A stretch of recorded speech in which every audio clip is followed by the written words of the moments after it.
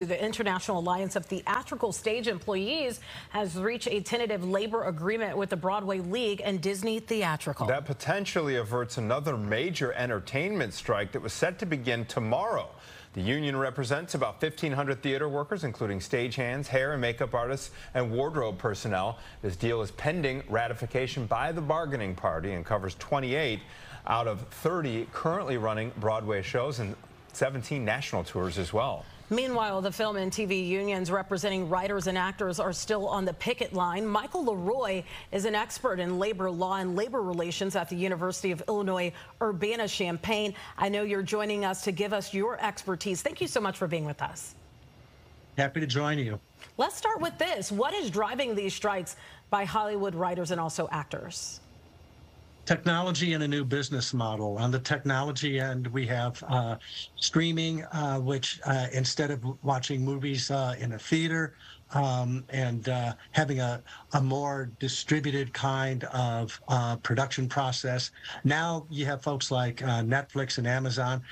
They control everything. They produce it. They control the writing. They control the distribution. And it's cut writers and actors out of what are called residuals.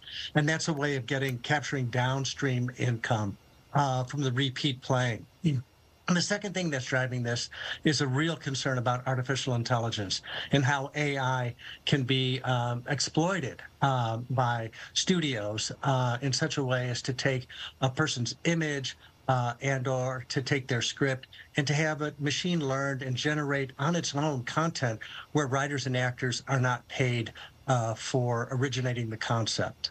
So it really feels like that whole industry is in transition right now, and this is however this plays out is going to shape the future for perhaps decades to come with all this new technology and these new platforms that we're all using, streaming, apps, etc. So that stuff in mind, Michael, how long do you foresee these strikes lasting?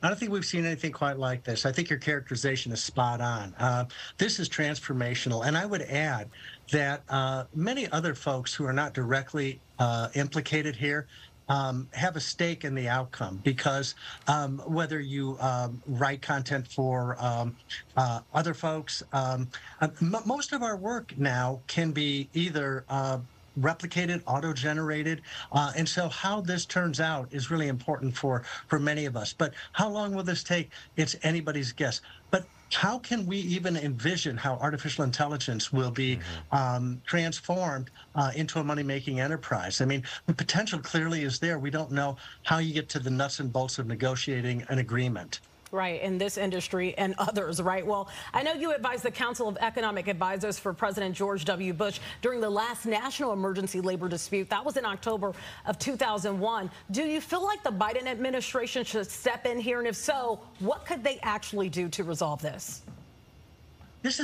These two strikes are huge, but it's an inappropriate time for presidential intervention.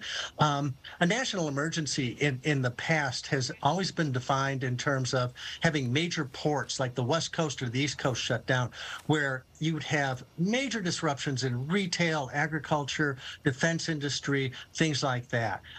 This is a big deal, but it's not that big a deal. I mean, my short-term way of looking at this is this could be a national inconvenience strike, but an emergency, I don't see that happening. Got it. All right, Michael LeRoy with U of I. We really appreciate your time and expertise this afternoon. Thank you, sir. Thank you.